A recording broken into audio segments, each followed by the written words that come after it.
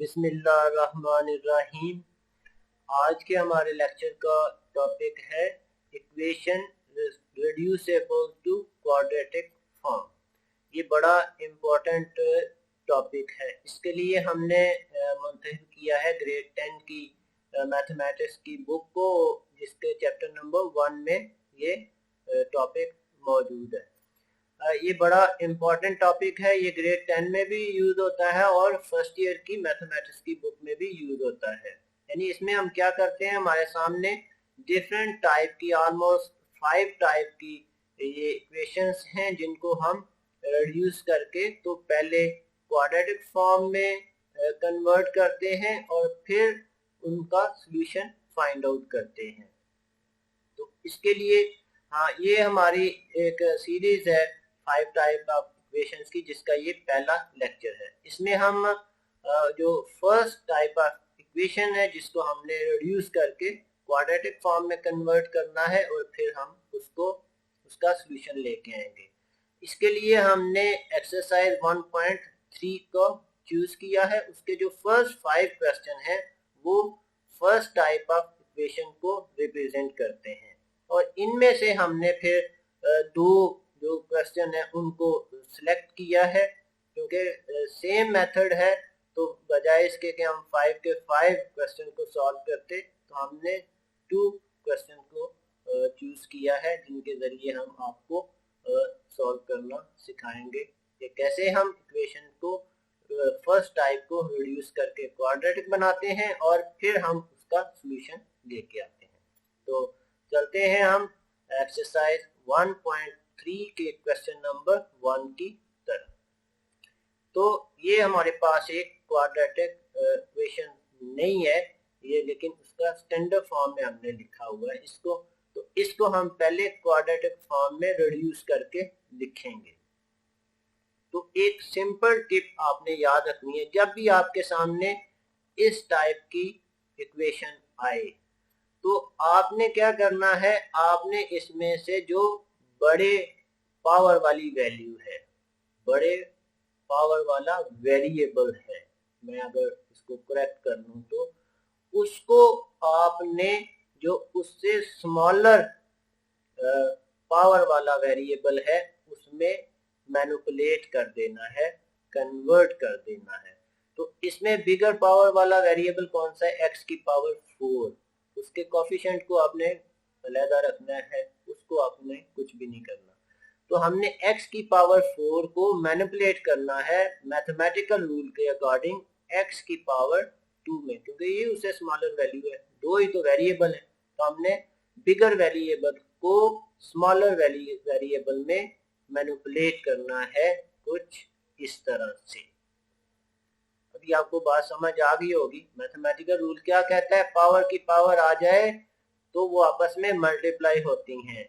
तो मैंने देखें x की पावर 2, क्योंकि वो स्मॉलर थी, उसको मैंने कुछ भी नहीं किया, मैंने बिगर वैल्यू को। आपने भी जब भी इस टाइप की इक्वेशन आए तो आपने बिगर वेरिएबल को पकड़ना है, पिक करना है और मैथमेटिकल रूल लगा के तो उसको स्मॉलर वेरिएबल में मैनिपुलेट कर देना है, जैसे कि x की पावर 2 की पावर 2 है।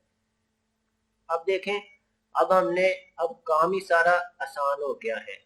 अब हमने जस्ट लेट कर लेना है कि x square is equal to y। अच्छा, ये हम अपने आम लाइफ में भी ऐसा मैनिपुलेशन करते हैं। फॉर एग्जांपल, आप बाजार जाते हैं तो आपने परचेज करना था जस्ट ओनली 10 kg, जो आप आसानी से घर लेके आते, लेकिन आप वहाँ पे गए तो आपने उससे ज़्यादा परचेज कर लिया, जिसको आपके लिए उठाना मुश्किल हो गया।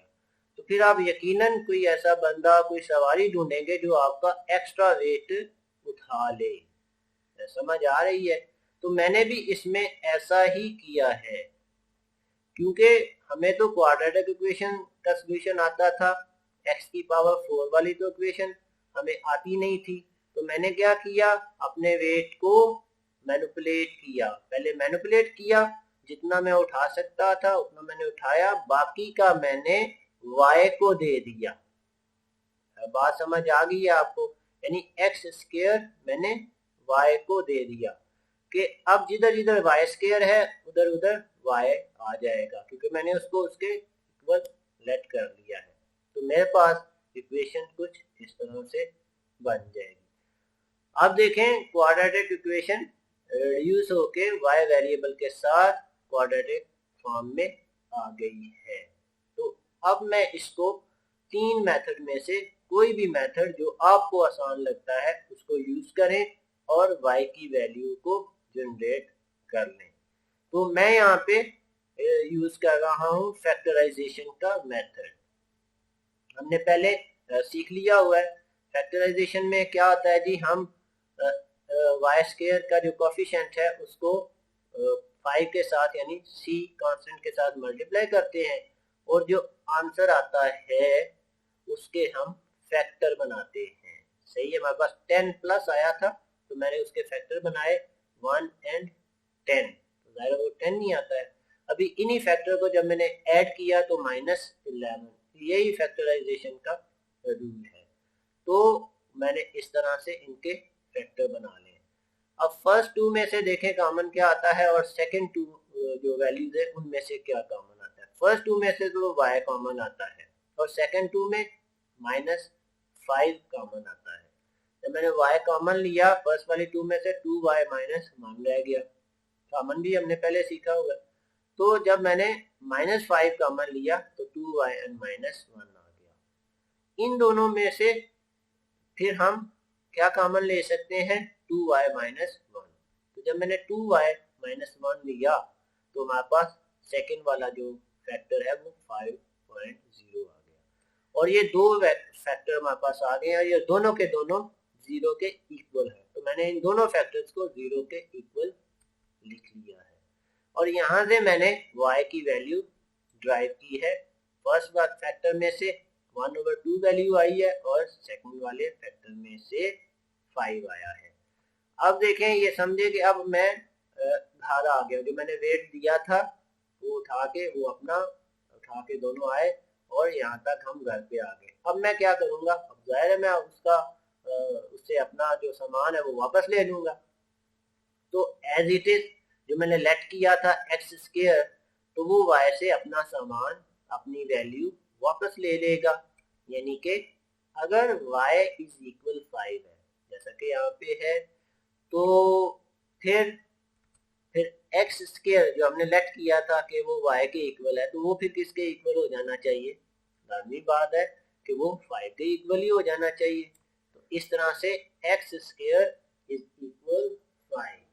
ये देखिए सादा सा है, इसको थोड़ा सा अंडरस्टैंड करें।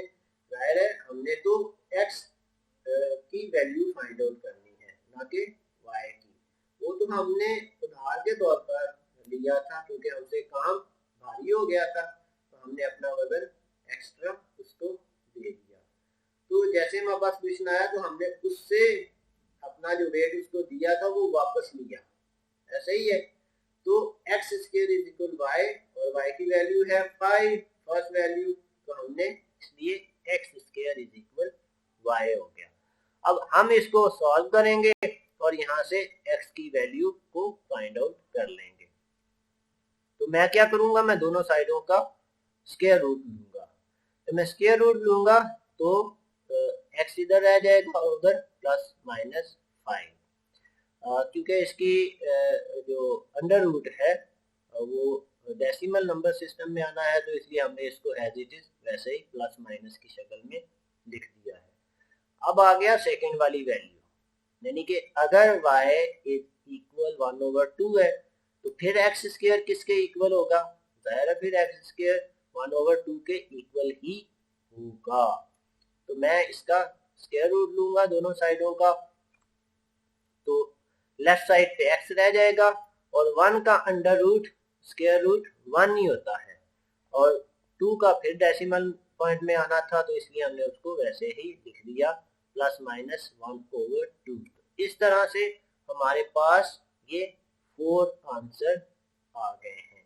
यहाँ पे एक टिप वाली बात है, आप याद रखें कि कैसे आपको पता चलेगा कि 2 आंसर आने हैं, 3 आंसर आने हैं, कुछ के 4 आने हैं, कुछ के इवन के 6 भी आंसर आने हैं। तो उसके लिए एक टिप है जो आप याद रखें कि किसी भी इक्वेशन की जितनी हाईएस्ट पावर होती है उसके आंसर उतने ही होते हैं। यानी अगर किसी इक्वेशन की हाईएस्ट पावर 1 है सिंगल वेरिएबल के साथ तो उसके आंसर 1 आएगा। अगर हाईएस्ट पावर 2 है तो उसके आंसर 2 आएंगे। अगर 3 है तो आंसर 3 आएंगे। अगर 4 है तो आंसर 4 आएंगे। इवन कि अगर किसी सिंगल वेरिएबल वाली इक्वेशन की पावर 6 है तो उसके आंसर भी 6 आएंगे। ये बात अपने माइंड में बिठा लें ताकि आपको फिर उसकी आसानी हो जाए। इसी टाइप की हम एक और इक्वेशन ले रहे हैं इसी एक्सरसाइज में से, जो कि क्वेश्चन नंबर 4 की है, जिसको हम पहले रिड्यूस करेंगे क्वाड्रेटिक इक्वेशन में। यहाँ पे देखें, जैसे मैंने आपको बताया था कि पहले स्टैंडर्ड फॉर्म में ले आए। सही है, स्टैंडर्ड फॉर्म में कैसे आएगा? जब ये 15x की पावर 1/3 इधर आ जाएगा। ऐसे ही है, पहला काम ये करें। सेकंड वाला काम मैंने क्या कहा था, आपने बिगर वैल्यू को पिक करना है, बड़े पावर वाली वैल्यू को पिक करना है। तो अब देखें इसमें 2/3 बड़ी वैल्यू है कि 1/3, तो लाजमी बात है 2/3 बिगर वैल्यू है, और इसको मैंने मैनिपुलेट करके रिड्यूस करना है। रूल वही यूज होंगे 9th के चैप्टर नंबर 2 वाले, वो कुछ इस तरह से हो जाएंगे। ऐसे ही है, वो इधर आके माइनस हो गया, वो तो स्मॉलर वैल्यू है ना, उसको तो मैंने कुछ नहीं करना था, मैंने बिगर वैल्यू को मैनिपुलेट करके स्मॉलर वैल्यू में लेके आना था। अब देखें पावर की पावर क्या होती है, मल्टीप्लाई होती है। ऐसे ही है, तो 1/3 जब 2 के साथ मल्टीप्लाई होगा तो मेरे पास वही वैल्यू वापस आ जाएगी। यानी मैंने मैनिपुलेशन की है, कोई एडिशन यानी कोई ज्यादा या कम पावर को वैल्यू को नहीं किया। उसी तरह से मैं अब लेट कर लूंगा कि x की पावर 1/3 इज इक्वल y है। देखें सादा सा है, ये फर्स्ट 5 क्वेश्चन हैं, सेम मैकेनिज्म के जरिए हैं। इसी तरह आपने करना है, बिगर वैल्यू को मैनिपुलेट करके स्मॉलर वेरिएबल वाली वैल्यू में कन्वर्ट कर देना है, और उसके बाद आपने इन वैल्यूज को जब पुट करेंगे तो जैसे मैंने भी वैल्यू को पुट किया 1/3 की जगह y को पुट किया है, तो मेरे पास इस तरह से ये इक्वेशन बन जाएगी। इधर फिर आपकी अपनी मर्जी है, जो आपको आसान लगता है। फैक्टर आसानी से बना लेते हैं, फैक्टराइजेशन कर लें, क्वाड्रेटिक फार्मूला लगाना है क्वाड्रेटिक फार्मूला लगा लें, स्क्वायर वाला मेथड यानी कंप्लीटिंग स्क्वायर वाला मेथड यूज करना है आप वो कर लें। सारे मेथड ठीक है, लेकिन जो आपको आसान लगे, जिसमें आपकी ग्रिप ज्यादा है, उसको यूज करें ताकि गलती का चांस बिल्कुल ना रहे। तो मैं यहाँ पे यूज कर रहा हूँ फैक्टराइजेशन। फैक्टराइजेशन में क्या होना था, 54 ने 1 के साथ मल्टीप्लाई होना था, एक्स स्क्वायर का कोएफिशिएंट 1 है, यानी a ने c के साथ मल्टीप्लाई होना था, तो 54 आना था। तो मल्टीप्लाई 54 आना था, तो 54 के मैंने फैक्टर बनाने थे, तो वो बनते हैं 9 6, तो बन जाता है मेरे पास 54, और इन्हीं दोनों को जब मैं ऐड करूंगा तो मेरे पास b आ जाएगा, यानी -15 आ जाएगा। तो ये फैक्टर बन गए हैं। फैक्टराइजेशन पहले सीखी है, इसलिए मैं इसमें ज्यादा नहीं जा रहा। तो फर्स्ट 2 में से y कॉमन आता है और सेकंड 2 में से -6 कॉमन आता है। तो जब y कॉमन लिया तो अंदर y -9 रह गया, और जब -6 कॉमन लिया तो उधर भी y -9 रह गया। अच्छा, यहाँ पे भी एक टिप है कि आपको कैसे पता चलेगा कि आपके फैक्टर दुरुस्त बने हैं। अगर कॉमन लेने से सेम वैल्यूज आ जाए ब्रैकेट में, जैसे कि y -9 आ गया, तो आप समझे कि आपकी फैक्टराइजेशन एक्यूरेट है, करेक्ट है। अब इन दोनों में से हम कॉमन लेंगे y -9, तो हमारे पास दो फैक्टर बन जाएंगे, एक y -9 और दूसरा y -6, और दोनों फैक्टर 0 के इक्वल रख के तो हम यहाँ से y की वैल्यू फाइंड आउट कर लेंगे। सही हो गया। अब हम y की वैल्यू वापस y को दे देंगे, यानी कि अगर y 9 है तो फिर क्या होगा, अगर y 6 है तो फिर क्या होगा। पहले हम, अगर y 9 होता है तो फिर x की पावर 1/3 हमें क्या वैल्यू देता है, सही है। तो फिर क्या हो जाएगा, x की पावर 1/3 जाहिर है वो 9 के इक्वल ही हो जाएगा। तो 1/3 जब तक मैं फिनिश नहीं करता, खत्म नहीं करता, तो तब तक मेरे पास x की वैल्यू भी नहीं आ सकती। तो इसके लिए मैं क्या करूंगा, जिससे ये 1/3 फिनिश हो जाए, मुझे दोनों साइडों का क्यूब लेना पड़ेगा, यानी पावर 3 करनी पड़ेगी मुझे। तो मैंने दोनों साइडों की पावर 3 कर दी, तो पावर पावर आपस में जब मल्टीप्लाई हुए तो आंसर आ गया 1। ऐसे ही है, 3 से कट गया, तो मेरे पास आ गया x। और 9 का जब मैंने क्यूब लिया, आप भी लें कैलकुलेटर के जरिए, तो 729 आ जाएगा हमारे पास। तो इस तरह से हमने फर्स्ट वैल्यू फाइंड आउट कर ली है x की। अब हम क्या करेंगे, क्योंकि हमारे पास दूसरा फैक्टर भी तो था, यानी कि अगर y 6 के इक्वल होता है तो फिर x की पावर 1/3 किसके इक्वल जाएगी, तो जाहिर है 6 के इक्वल ही जाएगी। तो मैं यहाँ पे भी, क्योंकि 1/3 है, 1/4 होता फिर मैंने 4 पावर लेनी थी, 1/2 होता फिर मैं स्केयर ले लेता इसी तरह से। तो मैंने इसका दोनों साइडों की पावर 3 ली, और यहाँ पे x मेरे पास आ जाएगा और 6 का क्यूब 216 आ जाएगा। तो इस तरह से हमने जो फर्स्ट टाइप ऑफ इक्वेशन है जिसको हमने रिड्यूस करना था क्वाड्रेटिक इक्वेशन में और फिर उसका सॉल्यूशन निकालना था, तो ये फर्स्ट टाइप है और ये हमारा फर्स्ट लेक्चर है। सेकंड वाले में हम सेकंड टाइप को, और इसी तरह से ये एक लेक्चर की सीरीज है। तो इस टाइप की एक्सरसाइज 1.3 में 5 क्वेश्चन है, वो इसी तरह से सॉल्व होंगे जी। Thank you.